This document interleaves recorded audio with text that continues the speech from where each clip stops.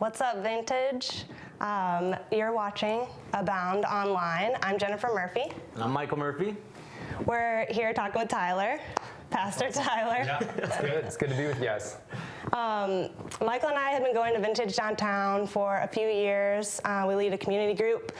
If you close your eyes and just listen to our voices, you might recognize us from the Vintage Stories podcast, which we host. And the whole idea behind that podcast was just to get to know people at different Vintage locations from a member's perspective, from me and Michael. So yeah, and we haven't been able to do that podcast for a while because I think our last one we recorded was like April 2020. So it's been a little bit since we've been able to get together and actually do it. And now this is a great opportunity for us to do it in a little bit of a different format, but still kind of doing that interview type mode. And cool thing is being live now, we can actually take some questions. So hopefully we'll get some engagement, get some questions from the audience. We also have some already sent in. So we're gonna be asking just questions that come from, from Vintage.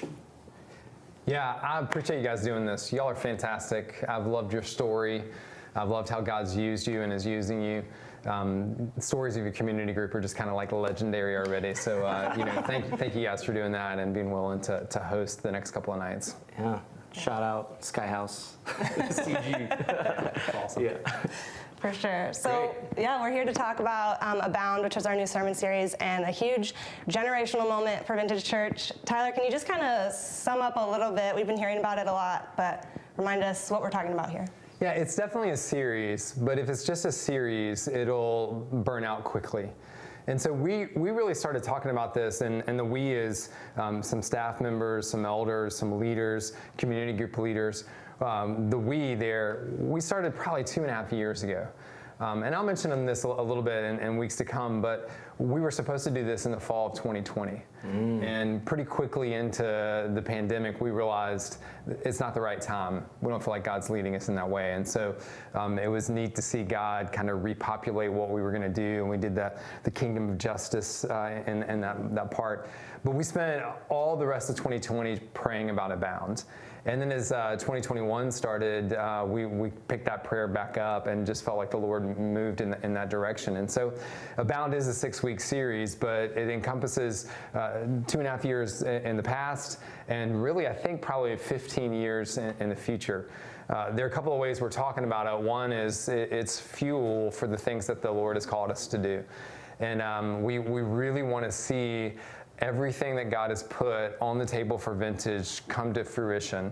And we realize that's going to be beautiful and redemptive and restorative and a lot of sweat and labor and willingness to give and come together as a community. And so this series Abound is 6 weeks. We'll be in the book of Nehemiah. I had a blast last week in Nehemiah 1. I can't wait to jump into Nehemiah 2 this week. But Abound will go at least the next 2 years as we try to realize the goals and initiatives that God has put before us. So we've tagged it this way, Abound is a gospel movement. And so gospel is the good news of Jesus, that he's redeeming all things. And a movement really is up to the Lord, but in many ways up to our willingness as well. And so will we willingly allow the Lord to move in our midst to do what he wants? So that's the largest perspective of Abound I think I can give you. Is that fair? Yeah. I think it's good. It actually reminds me a lot about, I want to say it was early this year, talking about making big Jesus decisions, and that was something in our community groups we talked about. And something that's definitely been on our minds, and so I think this is like just awesome to really bring up those conversations again, and like, are we really living on mission?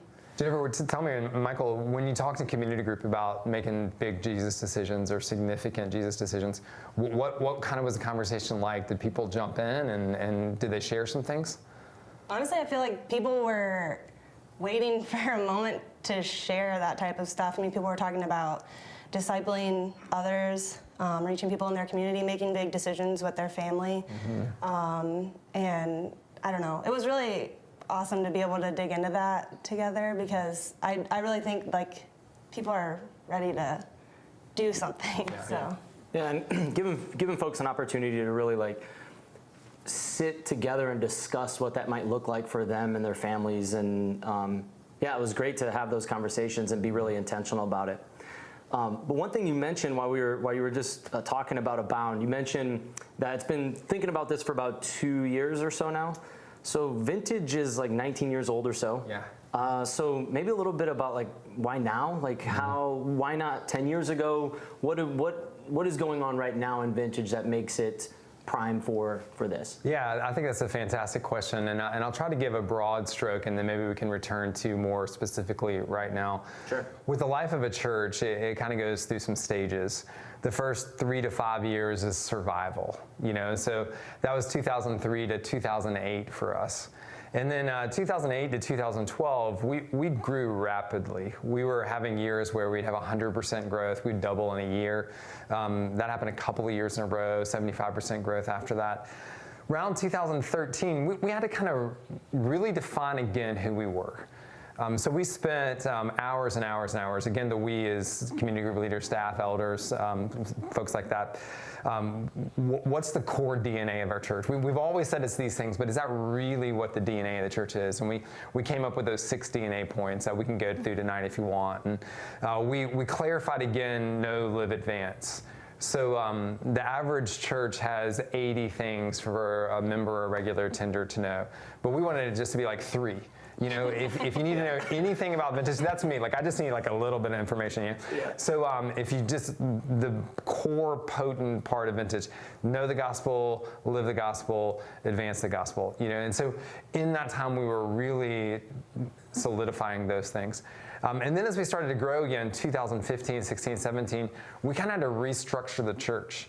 And we needed to prepare for development and growth because a weird analogy, but if you have a 16-ounce bottle and you keep trying to put 18 ounces into it, all you do is lose 2 ounces. Mm-hmm. And so we needed to build a 32-ounce bottle to continue to take care of people and love people. And so we spent a lot of time trying to develop that and do that.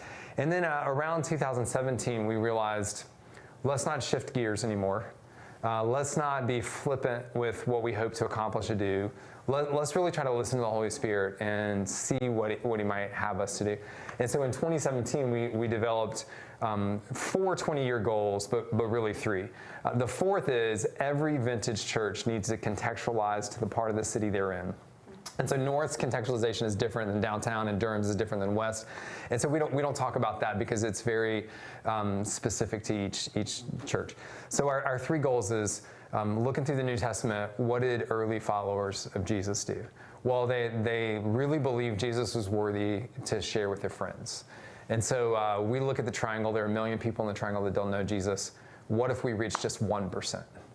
And we saw 10,000 people come to know Jesus through church plants and nonprofits and Vintage.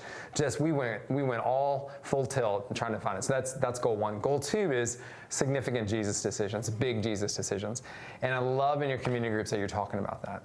One of the things I love most about Vintage is how capable and gifted the average person at Vintage is. Just blown away with what's happening in y'all's lives and community groups. I feel like a shepherd leading lions more than anything, and that's a cool thing and a humbling thing, And so how do we foster that, What if you did end sex slave industry in Raleigh? Like, I think that person's in our church, and how do we come beside them and build them and support them to go do that thing? And just a whole list of things. To real simple ones like, man, what if you started reading the Bible for the first time this year? That's a really significant life-changing decision, So that's goal 2. It's discipleship, but I love our common understanding of discipleship. Meet with somebody and be discipled by them. We should do that for sure. Yeah. But it's broader than that too, and to some of the things that y'all were talking about. And then the 3rd goal is you look at the scriptures and there's just the least, the last, the lost everywhere. And justice is such a hot topic, hot word these days. Maybe we should pitch it out the window. But it's Genesis to Revelation. And so instead, we probably should give it understanding and meaning. And so when we say justice, we mean biblical justice. And that's the least, the last, lost. And so what if we started 20 nonprofits? It's not, we're starting a nonprofit that starts nonprofits. Mm-hmm. It's Ephesians 4. Our role as leaders in the church is to raise up the average person in the church to go do ministry. And so what if we incubated just tons of Vintage folks to change the fabric of our city? And we were ready to support them and train them and fund their initiative and get graphic design, all that kind of stuff. So Abound now, all that to get us to that one question, because it's such an important question. Abound in many ways is the fuel for those things. We feel like that should be the purpose of our church for a long time. We're 4 years in. Before the pandemic, we were just rocking and rolling, and we've done well during the pandemic. There's a lot of stories of redemption through vintage people, and so we feel like Abound, with our two main goals, is going to let us do the things that the Lord put on the table for us in 2017. I think in a way it like matches the energy of Raleigh. Like Raleigh right now, you just see there's so much growth, there's so much going on.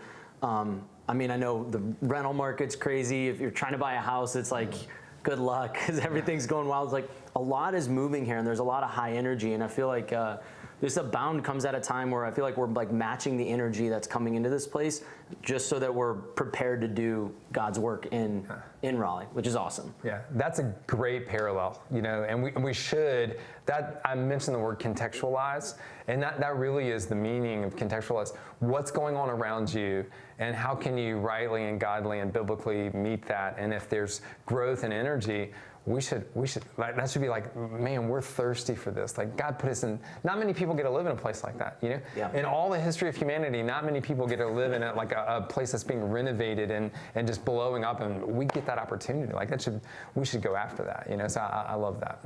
Yeah, for sure. So one thing that that someone asked, just a very practical question, how does this look different at the different vintage locations? You got 4 different locations. How is it different, or how is it not different? Yeah. And I think the answer probably is it's both. It's not different, and it is different. And that's hard for our minds because we're so either or, and to have a both and to answer. It's not different because we're one family. Mm-hmm. We're one body, and we've always acted that way. Inevitably, in a given year, one congregation is able to have more people serving, see a little bit more development in ministry, is able to provide a little bit more resources on a financial level, when another one kind of is fledgling a little bit. And then as you watch the years, things flip-flop, and we get to act like family. It's just like, if you have parents that are sick, they took care of you for so many years, and then now you get to take care of them. And so we've always had this one fund idea where West doesn't have a budget and downtown doesn't have a budget. We have one family budget, and there's a lot of really great things about that. Some complexities for sure, but some great things. But Abound allows us to grow the family and then to multiply. God tells us that in Genesis 2, go and multiply and have dominion over the world. And so as we go from 4 to 5 locations with Brian Pell planting, that was just talked about recently, and it's pretty exciting. We're super excited about that. And Chapel Hill and his family's moved in there already. It's a huge win. We get since it's one family, kind of see like, hey, we're all starting this thing, because West will send people there, and Durham will, and downtown and North, and it's like it's our thing as a family. But then it is different because every church does have different needs. Durham right now has a really great building, and North doesn't. North has been laboring for 8 or 9 years and set up and tear down, and if you do that in August, for a couple of weeks, you realize how hard that is. It's hard all the time, but that kind of just exacerbates it. But what if we were able to help find North a long-term building? One of the things that's important here is this is not a reactive initiative, it's proactive. So we don't have like, we need a new building, here's the new building, we're buying this new building. That's a little bit reactive, we need this thing. Proactive is, we're trying to help meet needs all across the triangle, and in vision and strategy, we're trying to be ahead of the game. And so I would love to tell you, we have this certain building for North, and we're looking for that. We have great commercial realtors, and Jared and his team up there are looking for that. But that is our hope in that. West are probably the most relentless people I know. To meet in a shelter week after week. And we did that for like a few short weeks, and it's It's your journey. Pullman Park. We did it at Pullman Park for like just small gatherings, and it was tough. Y'all were pulling TVs out there and Yes. stuff. We had TVs and trying to, it was we're figuring it out. It was not easy. So I can appreciate what they've gone through for, I guess it was like a full year at least. Way to go on y'all's part, and then on West's part. Yeah. David planted by himself, and we've recently been able to hire him a part-time kids director, and how great it would be to supplement that church and invest in it to where David has a team of folks, and so there's needs at every church like that. Talking to Sean and talking to Jordan downtown, and downtown is the least staffed church that we have right now, so to provide more staff. So I think we'll meet unique needs at every location, and that'll be a huge benefit for Abound as well. I'd really encourage folks from their church to talk to their local pastor or any of the staff members there and just say, hey, these are some practical needs that we have. And let's just start that conversation. I think that'd be real helpful for us. Yeah, that's awesome. So another super practical question somebody asked, what's the intake process for new nonprofit ideas, and what are some of the criteria you're looking for? If someone has an idea, how do they share it? Like, how is that happening? Yeah, and I want to encourage outside the box thinking and a lot of patient listening to the Holy Spirit, with the idea of, we really want to help you do the thing that the Lord's called you to do. And so Roy Atride is the person that's on staff over our nonprofit initiative. Nice. And he's an amazing guy. He's one of the most likable humans alive. Super gifted. He led a massive part of a company for many years, had a fantastic career. And he's developing a robust system for just that. And how to incubate, how to launch, how to disciple, how to support after the launching. And what Roy has been doing over the last couple of months is going around the triangle and finding gaps in justice issues. We're not trying to just do all the same things that are already in existence. Probably Durham could never do what Durham Rescue is doing. Sure. I know downtown can't do what Raleigh Rescue is doing, so we're really thankful. So that's not a nonprofit, that's a partnership. And all of our congregations have partnerships where we're giving money and volunteers and stuff to help those ministries go. So those aren't in competition. There's significant gaps, though, in the triangle for the least, the last, the lost.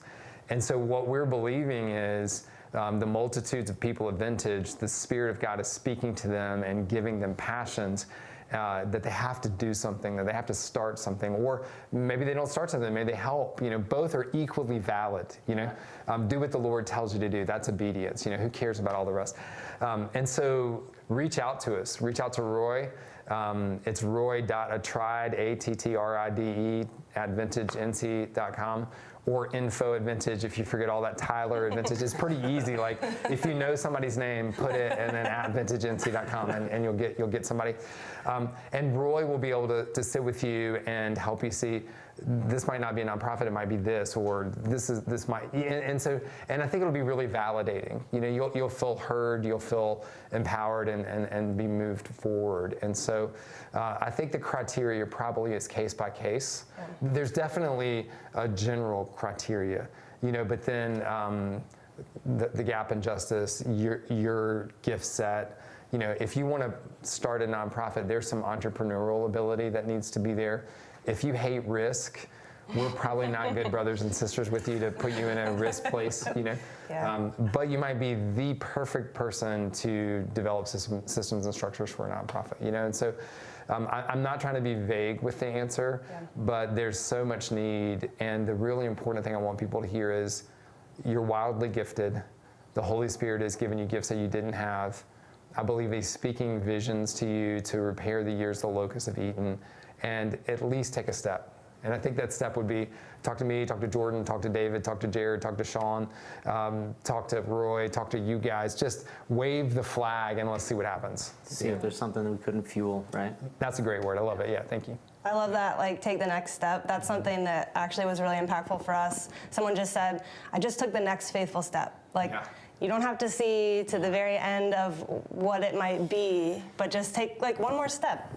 See what happens, see where God leads you. Talk to somebody, that could be the next step. I mean, y'all probably have had to do that already. Like, do you have practical story how you just took one next step and then Yeah. So towards foster care, that was something that Jennifer had on our heart, and I was just nowhere near. actually started with the Vintage Stories podcast is how I even really, Yeah, we had partly from interviewing Dagenhart's on. the Dagenharts, Talk a little bit about that. and the Lorias too. Oh, yeah. And then that was through meeting people and talking about the process. Somebody actually said that phrase. You don't have to make the decision. It's not the entire decision. It's like take that next faithful step and see what God will do. And what's interesting is just being met there every time. So I think part of this Abound thing I can relate to. There's probably going to be, I mean, if we're being honest, we're talking about some financial, like some things maybe uncomfortable to increase the giving, to start leaning into some things. Maybe it's to start giving and feeling it's like, hey, take that faithful step. It's like, hey, month 1 and see, oh, life didn't implode. Month 2, it's like, see what happens. Because I think I've had that experience through a number of different things, but one of them foster care and leaning into that. So Also giving, actually, when we kind of really started giving, I wanted to do it. Michael was like, I don't know. And so I was like, let's do it for 6 months. If we hate it, then we'll stop. Like, what's the loss? And he was like, that's a good point. And then we didn't stop. So I remember meeting with John Kerr and asking about like the finances. And that was a step too. Like, and just like talking through it. And he was super humble and it was a great conversation. But I had a lot of questions, like, if I was going to give, is like, what is going to be the impact of that? And so I guess that actually comes up to one of the questions that was asked is a little bit about the transparency. So if people are leaning into this and we do start seeing increase in giving and really the movement of the church, like with their like trusting in that next faithful step and leaning in with their finances, how much transparency is around that process? I know we've talked about some of the things you want to do, or not you, but just the church in general, right? The things that are on mission for us.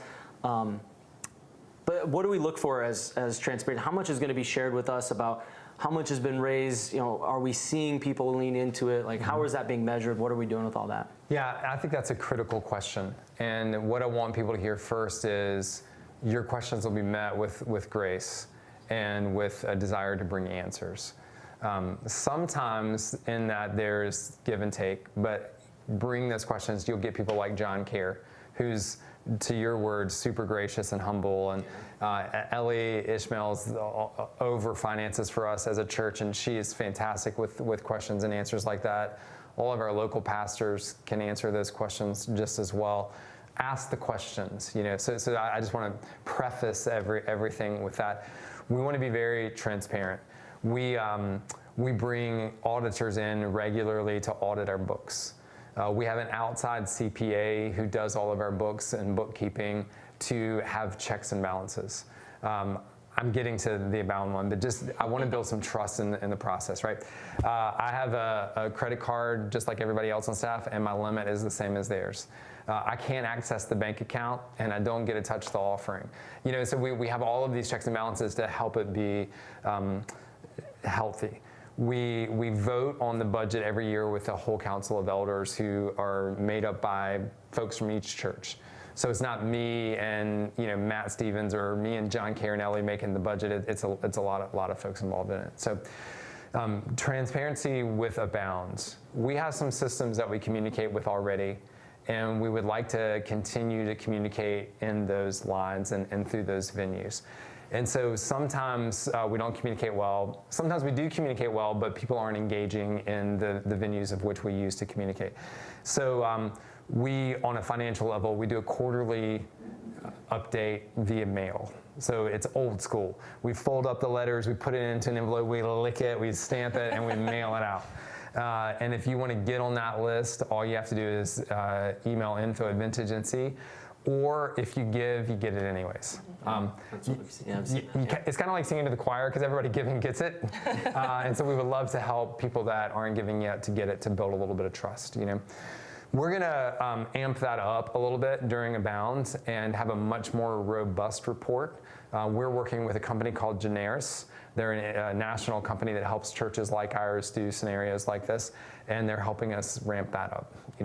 We also communicate on social media. We communicate on Sundays. We talk finances at members' nights.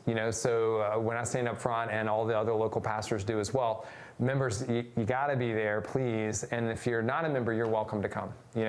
And so we want to continue emails, social media, website, Sundays, quarterly letters to do all of those things. In December, we will make a bigger announcement about what was pledged for the Abound series. I think that is at the all members Christmas party, because that's always a celebratory thing, except last year during COVID, and we had cookies at home, which was a little bit anticlimactic. But that'll be the night we kick off everything, and then we'll go through all of those update processes. As always, if you're like you, Michael, where I just need more information. I want to see some impact that's going to happen. Let's meet. I would love to meet. Everybody else would love to meet, and we're eager to do that. So the invitation is just real open. Let's sit down and have coffee and talk finances. I'll say we took Brian Pell up on his offer. He says, I don't know if people think he's lying, but he said, send me an email. I would love to meet with you. We sent him an email. We met with him and his wife. It was awesome. Yeah. I mean. So take up this offer too, Yeah. if you're thinking about. I think one of those things is like if it's on your, if it's resting on your heart, and you actually feel the question mark, or you feel like you want to meet. It's like just take that step. Like that. I think that sometimes is the Holy Spirit putting it on you and saying like, hey, let's lean into this. Let's take that move. And sometimes it's hard to send that email or actually do the connection. But if you do it, there's something good for you on the other side. I think you're precisely right, and then let's get to the next question. What if it is the Holy Spirit? I think it is, like just as I get older and watch ministry more, when I meet with people and I want to tell them anything about discipleship or anything about maturity, the only thing I want you to do is what the Holy Spirit tells you to do. I want to be a good pastor, a caring pastor, a mature pastor, but I have just a few years of experience, and the Holy Spirit has eternity. And the Holy Spirit is speaking to you. And if you feel like you're supposed to meet with somebody, what would keep you? Everybody's busy. It might take a couple of weeks. That's okay. So I appreciate that, Michael. Thank you for that. Yeah, absolutely. Definitely. We have just like a couple minutes left. Probably wrap up. I know what's awesome is that we didn't even get through all our questions, so we know we're going to have more next week to get through for sure. Absolutely. Yeah. And if there are any other questions that were sent in, they won't be missed. We'll make sure that we get those, and we'll put them on our handy dandy sheet, and we'll make sure that we address some of those as well. So, and if you don't want it to be in this environment, obviously send out the emails and connect with someone and talk through a little bit more about what it looks like. Get those questions answered. For sure, and we'll be doing this the next few weeks, and make sure you get yourself one of these if you come on Sunday, or you can get, if you're worshiping from home, you can have one actually just sent straight to your house. So we're going to be going through this together, and community groups will be working through these questions in here together too. So. Thank you. Yeah, thank you guys. Y'all are awesome. It's fun to sit with y'all for a bit. Thanks for sitting down, and thanks everybody for tuning in. It's a really great opportunity. I look forward to continuing the conversation and kind of putting the fuel behind Abound. Yeah, that's awesome. Thanks so much. Can't wait to see you all on Sunday. Bye, guys. All right. Bye, guys. See ya.